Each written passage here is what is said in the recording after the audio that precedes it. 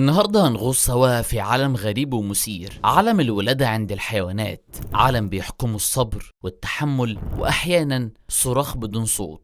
من سهول إفريقيا المفتوحة لحد أعماق المحيط الهادي، الولادة عملية طبيعية كل الكائنات بتمر بيها، بس لبعض الأنواع الموضوع مش بسيط خالص. في حاجات كتير بتصعب الرحلة دي، حجم الكائن، البيئة اللي عايش فيها، وعدد الأطفال اللي جايين مرة واحدة، والنتيجة ولادات بتكون فعليا كأنها مهمة مستحيلة. حقيقي في مملكة الحيوان وخصوصا مع فرس البحر الموضوع هنا مقلوب تماما، بعكس كل الكائنات اللي نعرفها اللي بتشيل الحمل هي الأنثى. فرس البحر لا، عنده نظام مختلف تماما، اللي بيشيل الحمل هنا هو الذكر. ايوه حضرتك سمعت صح، الانثى بتحط البيض جوه كيس خاص عند الذكر، وهو اللي بيخصبه وهو اللي يشيله وهو اللي يستنى البيض يفقس، يعني هو اللي بيعيش كل تعب الحمل. تفتكروا هيولد كام؟ مستعد؟ الرقم ممكن يوصل ل2000 بيبي فرس بحر في مره واحده، يعني تخيل كده تصحى تلاقي نفسك اب ال2000 عيل. مين يقدر يعمل كده؟ الذكوره هنا خدت شكل تاني، فرس البحر قلب الترابيزه حرفيا. بدايه مش تقليديه خالص، بس استنوا لسه اللي جاي أقوى.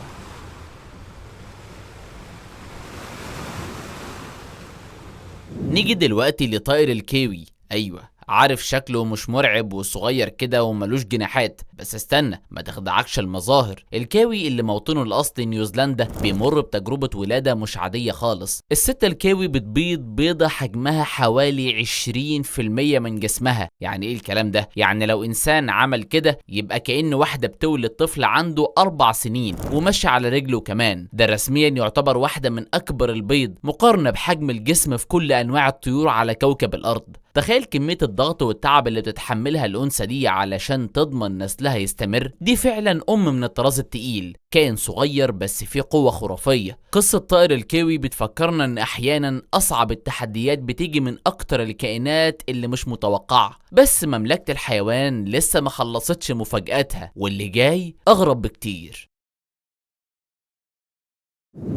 عملية ولادة الضبع بصراحة مش بس غريبة، دي كمان مؤلمة وصعبة ومش مفهومة بسهولة. ليه؟ لأن أنثى الضبع عندها عضو غريب كده اسمه قضيب كاذب. أيوة حضرتك سمعت صح، العضو ده بيستخدموه في كل حاجة، تزاوج، تبول، وكمان ولادة. يعني الولادة عند الضباع بتحصل من خلال بذر ممدود، اللي هو أساسا مش مصمم للموضوع ده خالص. ده بيخلي العملية معقدة جدا وخطرة فوق ما تتخيل.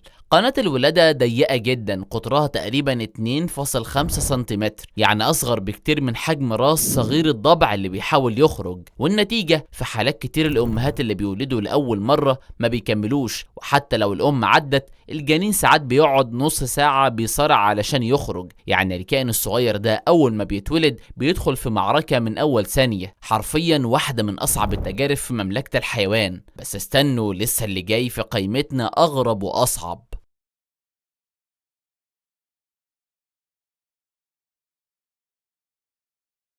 كنت تعرف ان الفيلة عندها اطول فترة حمل في مملكة الحيوان؟ ايوه الموضوع حقيقي. الام الفيل بتشيل الحمل 22 شهر، يعني سنتين الا حاجة بسيطة، سنتين وهي شايلة بطنها ومستنية العيل يجي. والعيل ده مش بيجي خفيف كده، ده بيتولد وزنه حوالي 90 كيلو جرام، يعني تقريبا قد بني ادم كبير بس ب4 رجول. عملية الولادة صعبة جدا وخطيرة على الام وعلى الصغير كمان، وعشان كده وقت الولادة بيكون القطيع كله في حالة طوارئ. الأم دايما بتحاول تفضل وسط القطيع علشان الحماية، لأن الفيلة عارفة إن الوحدة في اللحظة دي خطر كبير. بس لو كنت فاكر إن دي النهاية فاستنى شوية. بعد الولادة الأم مفيش عندها وقت راحة، لازم تبدأ تعلم الفيل الصغير كل حاجة، من الأكل للشرب للمشي للتفاعل مع باقي الفيلة.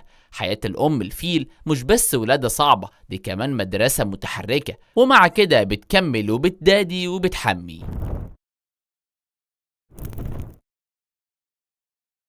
نيجي دلوقتي للزرافة. تخيل معايا كده أول لحظة في حياتك هي إنك تقع من على ارتفاع حوالي 2 متر. أيوة الزرافات بتولد وهم واقفين، والبيبي ينزل طخ على الأرض. يعني أول حاجة بيشوفها بيبي الزرافة مش حضن دافي، لأ ده الأرض على دماغه. ترحيب قاسي شوية، بس ضروري ليه. الوقعة دي بتساعده انه يبدأ يتنفس، يتحرك ويصحصح للحياة اللي مستنياه. حياة كلها اسود وضباع ومفترسات. يعني الزرافة من اول ثانية بتقول لعيالها اوعى تنام، دي الغابة مش حضانة. وبكده يكون الترحيب بالعالم عند الزرافة مؤلم شوية بس عملي جدا.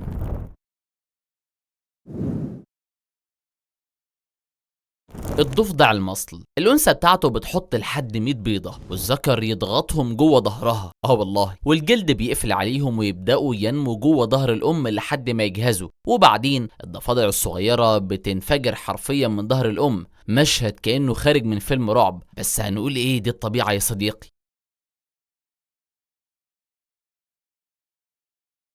أنثى الأخطبوط بتبيض مرة واحدة في حياتها، بتحط دفعة بيض صغيرة على شكل دموع كده أصغر من الزيتونة.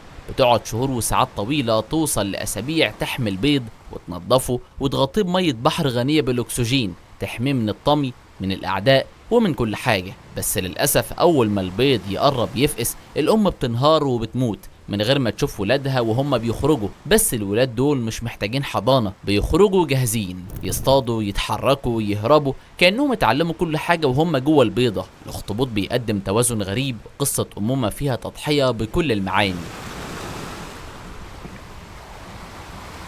تعبان البحر، الكائن ده مش سهل تمسك له طرف. حتى العلماء نفسهم على مدار سنين كانوا واقفين محتارين هو بيتكسر فين وامتى وبيعمل ايه بالظبط. يعني رغم انهم درسوا تعابين البحر من زمان، مفيش حد كان قادر يشوف لحظة التكاثر بعينه. كأنهم بيختفوا في وقت معين وبيرجعوا بعد كده بأجيال جديدة. بس في القرن العشرين اكتشفوا السر الكبير، السر في بحر اسراجسو في نص المحيط الأطلنطي. تعابين البحر البالغة بتسافر لمسافات طويلة جدا، آلاف الكيلوهات، علشان توصل هناك وتشارك في طقوس التزاوج السرية بتاعتها. والأغرب إن حياتهم نفسها سلسلة غريبة من التحولات، من يرقة ليرقة تانية لشكل مختلف وبعدين واحد كمان، وهكذا كل مرحلة بشكل جديد، كأنك بتتفرج على كائن مختلف في كل مرة. وده خلى العلماء زمان مش عارفين يحددوا إحنا بنتفرج على نوع واحد ولا كذا نوع.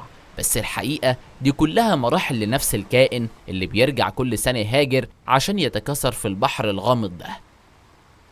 أول ما أنثى الكونجر تقابل عريسها وتبدأ الحكاية، الحمل بيبدأ، بس مدته قصيرة جدا. يعني الرحم بيشتغل حوالي 28 يوم بس، أقصر فترة حمل في عالم الثدييات كلها. بس استنى، الطفل مش جاهز يروح المدرسة. يعني البيبي اللي بيتولد بيكون طوله حوالي 2 سنتي، من غير شعر ولا ودان ولا عيون مفتوحة حتى. يعني فعليا كائن نص مكتمل. هنا بقى بيجي دور البوكت السحري. البيبي بيتولد عادي زي أي ثدي، بس بعدين بيبدأ يتحرك لوحده، يتسلق لحد ما يوصل لحقيبة الأم ويركب على الحلمة ويبدأ يشرب وياكل وياخد راحته. وبيفضل قاعد في البوكت ده حوالي 8 شهور، ياكل، يتغذى ويضخم شوية بشوية، وبعدين يبدأ يطلع دماغه، يخرج رحلات صغيرة، بس بيرجع بسرعة لبطن أمه لما بيتخض، لحد ما في يوم يبقى جاهز يعيش لوحده في الطبيعة. بالرغم من ان الباندا البالغة ضخمة ولطيفة كده، لكن لما بتتولد بتكون كأنك شايف نقطة بيضة ضعيفة بتتحرك بالعافية. بعض الناس بيشبهوهم ببيبي مش مستوي. يعني تخيل الأم وزنها ممكن يكون 100 كيلو والبيبي يتولد وزنه تقريبا 100 جرام بس. يعني الأم أكبر منه 900 مرة. طب ليه كده؟ بصراحة محدش عارف. في نظريات بتقول ان ده حصل تطوريا مع الدببة عشان الام تخلص الولادة بسرعة قبل ما تدخل في السبات الشتوي. بس حتى النظرية دي مش مؤكدة. اللي احنا عارفينه ان بيبي الباندا بيتولد ضعيف جدا، واكتر كائن حديث ولادة محتاج عناية خاصة. والمشكلة مفيش بوكيت زي الكونجر يحميه، فبيضطر يقاتل علشان يعيش من اول لحظة. ونادر جدا لما ولادة باندا بتنجح، واحيانا البيبي بيموت من اول اسبوع. يعني حتى مع كل الكياتة دي الحياة صعبة جدا على الباندا من أول نفس. وفي النهاية الولادة دايما لحظة معجزة حقيقية، لازم لما نشوفها نقول سبحان الله العظيم المبدع في كل شيء. لو عجبك الفيديو ما تنساش تعمل لايك وسبسكرايب، وقول لي في الكومنتات ايه أكتر ولادة غريبة شفتها النهاردة.